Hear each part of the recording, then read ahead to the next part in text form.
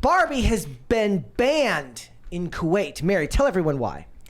They decided that this runs against their country's values, social traditions, and public ethics because it promotes homosexuality and transsexuality, supports rejecting a father's guardianship, undermines and ridicules the role of the mother, and questions the necessity of marriage and having a family. Honestly, except for the homosexuality point, I kind of see it. Yeah. Like, I don't remember kind of any agree. gay characters in the movie. I don't think that there were any gay characters. If there were, in the movie. I don't remember it. Or it was just the fact you that see the Kens all look yet. vaguely gay looking. Have you enjoyed watching people argue about it online? Yeah, no, totally. I mean, I want to see it. It's not for lack of interest. But I mean, how does, I mean, I guess it's Kuwait, whatever. But I mean, this kind of outrage is fantastic publicity for this movie. So it's not. You know what? True. It like all of its box office success was not hinging on Kuwait's audiences, but Lebanon is also seeking to follow suit and ban the movie altogether, and it has a delayed release date in the Middle East. Which I'm surprised that it's getting released in like Saudi Arabia. Yeah, but period. It made big money in China. It did really well in China. And China, like, they didn't push back on the fact that there was a trans Barbie. The thing is, the actor is trans. The character is not trans. I think by definition, you can't make a doll character trans because they don't have genitalia. But like, you get my point, right? Who was the trans actor? Hari Nef. I mean, you can immediately tell who the trans actor is when they start speaking, or before that, if you already were prepared. And it's distracting. It is. You can't just ignore that that's there. It's very obvious. The voice was incredibly clocky. And I don't know, maybe they were leaning into that. But I mean, in a way, it is promoting that because you can't ignore the fact that this person is in the movie. I mean, if it were someone who's more passing, maybe you would overlook it, but it's definitely in your face. We got a $20 from Disco Jensen without a message, by the way. Thank you, Disco Jensen. Thank you. Yeah, but also the big part of it here is like the fact that they're so focused on family. And the message right at the very beginning of this movie is very clearly anti-motherhood. So they reject a father's guardianship. I want to talk about this. So Barbie's human companion that she meets in the real world, played by America Ferrera, is accompanied by her teenage daughter, and they, as humans, go to Barbie World for the first time. And when they're running away from the real world, they're like, what is dad gonna think? And then the mom is like, oh, he'll be fine, forget him. And they kind of just run along on their merry way without saying anything. And every time that this husband is on camera, he just comes off as a total buffoon, and it's on purpose. You're supposed to laugh at him. He's like naively trying to learn Spanish to relate to something that matters to his wife, and you're supposed to laugh at him for it. Clint Torres has a $20 one. It says, do you want to read that one? Okay, he said the homosexual references were pretty blatant amongst the Kens with their talk of beaching each other off. Yeah. Okay, that was just an innuendo joke, but that's not saying that the Kens were gay. They are just, they're speaking a certain way because they don't have sexuality in their universe. But they might have interpreted it that way. Kuwait might have interpreted it that way. That makes sense. And they were like, no one is going to beach anyone off. That's what they intervened and said. So they were like, they were rejecting the father figure in that family structure, or just not acknowledging him. Yeah. And then undermining and ridiculing the role of the mother comes from the very beginning of the movie. The destruction of the dolls. Where they, they say, playing with baby dolls can be fun at first, but then you get tired of it. And that's why Barbie came along, so that girls could fantasize about their adult life without necessarily a husband or kids involved, and an idealized version of that. So yeah, it is undermining the importance of, like, I guess, role playing the role of a mother when you're a baby, like still a kid. You just don't see as many movies that are blatantly pro-family anymore. No. I mean, there are so many women who are mothers who are, I mean, everybody hates this reference, but like, look at Amy Coney Barrett. Yeah. Come on. Like, you can't tell me that a woman cannot succeed just because she has children. It's so insulting. It's so reductive. It pisses me off. That one's. I mean, that's also like when people think of those examples, they immediately go for ones of financial success rather than, I guess, scholarly or that's political success, right?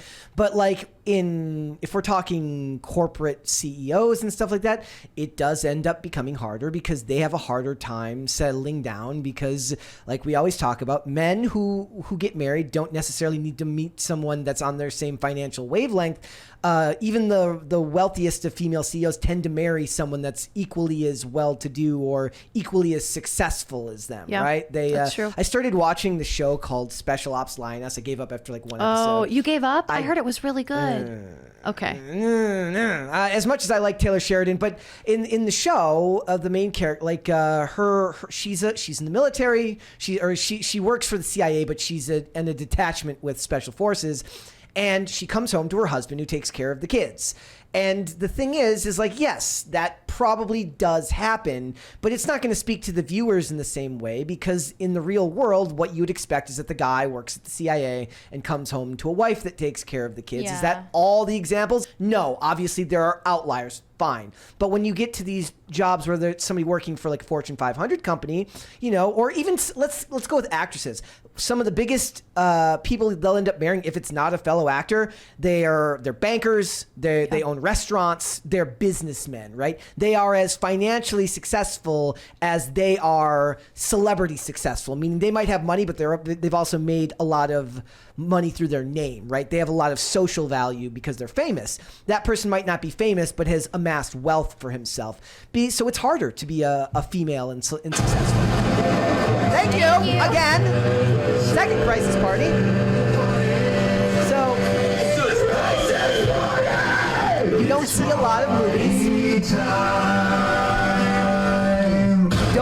That seem to celebrate traditional family structure the way that it used to. And let's be honest, in most cases these days, it's not one parent staying home; it's both parents working.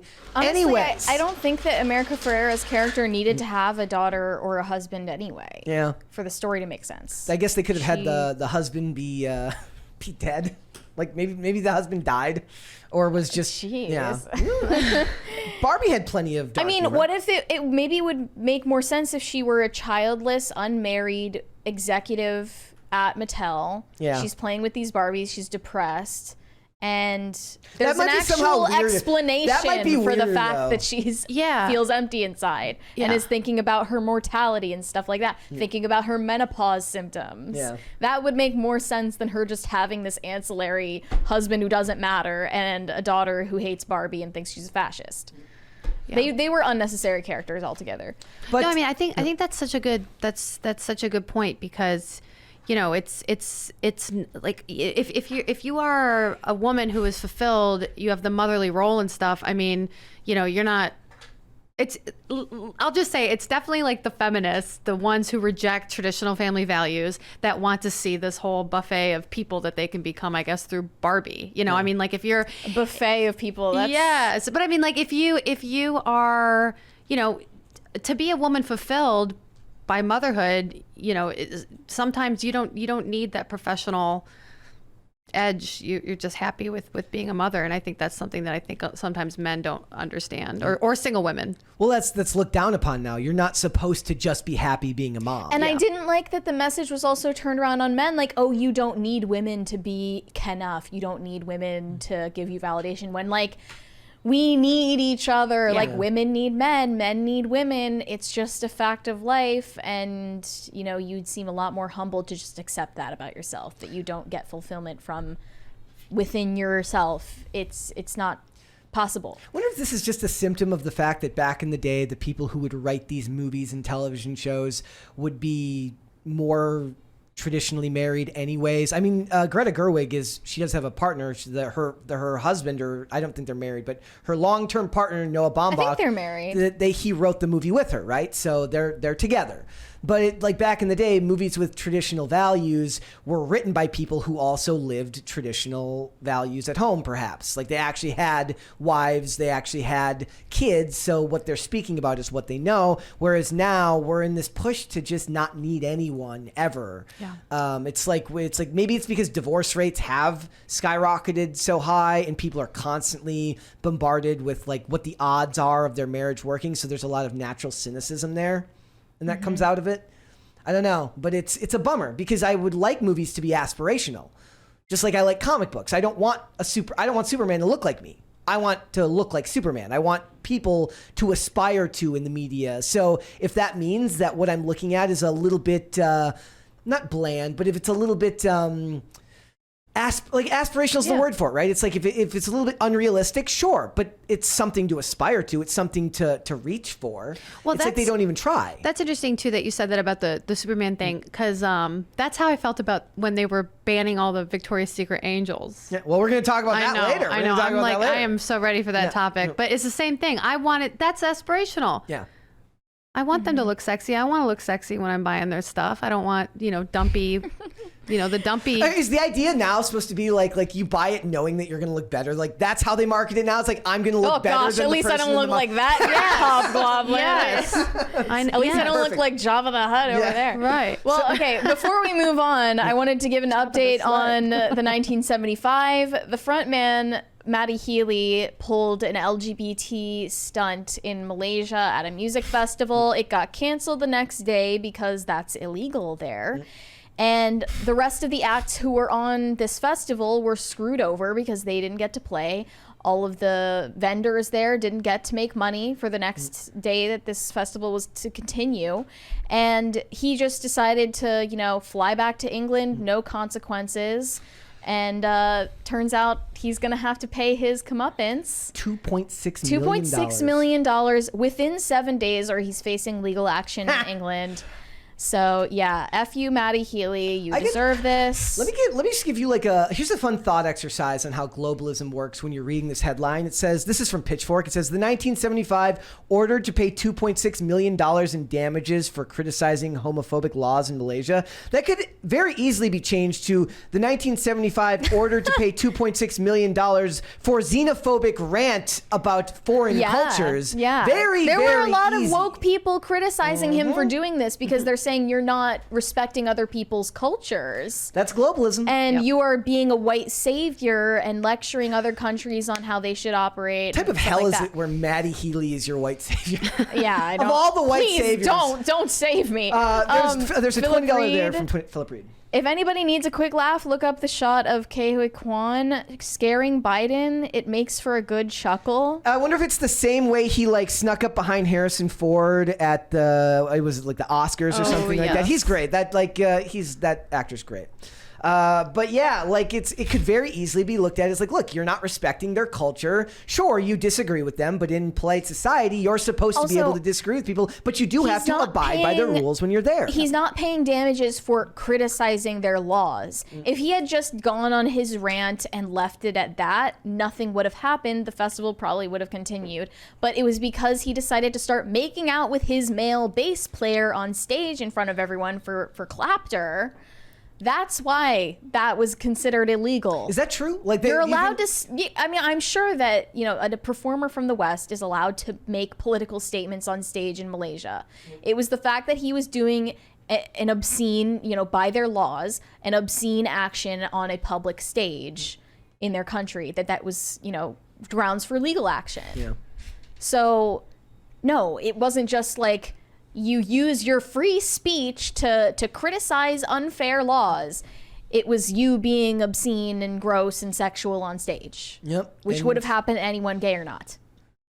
Do you think that this is something that we'll see more of from bands that are going to start to speak out and say, look, it's worth because they're not going to end up picking up the tab for this. Their label will end up picking up the tab for this, I'm sure. But if they keep doing it, the labels are going to be sick of it and they're going to say no more. You pick up the consequences. Pick up the tab for your woke scolding. They'll have to see what if it benefited their records. He's like, look, I understand that Taylor Swift fans ran you through the ringer, right? I know you're hurting, bro. Yeah, he's trying to repair his reputation. Haha, get it? After breaking up with Taylor Swift. Yep. But it didn't work. It didn't work out for him. He's trying to regain his public image as a woke male feminist progressive. But it's just disingenuous. And he said that in the past, like, it's disingenuous to performatively repeat these liberal orthodoxies all the time, and yet he's doing it. Yeah. People don't realize... The fact that he knows better makes it all the more embarrassing. It's kind of like you were pointing out about what happened with the police officer and the lady who got... the teenager who got arrested for... Yeah, there was this teenage girl, literally, like, this autistic teenage girl in the UK who asked a police officer if she were a lesbian. And then it's like a team of like 10 police officers follow back to her apartment. And she's like literally hiding in a cabinet or something, hiding in a hidey hole corner of her house while they're trying to drag her out and arrest her for hate speech for asking this police officer if she's gay. Which obviously she was. They pan to her and she just looks like the most despicable person on earth. Looks like she is probably Megan Rapinoe's biggest fan. And I saw that and I was just like, this isn't even a free speech issue. It's just an issue of like, you're a monster. Yeah. And it speaks to you how good we have it here a lot of the time. I mean, a lot of the time, but not all the time. Yeah. Not all the time. Thanks for watching. Listen to full episodes of Pop Culture Crisis on Spotify. Keep up with us on social media and make sure you subscribe and ring that bell so you never miss the show. Bye, guys.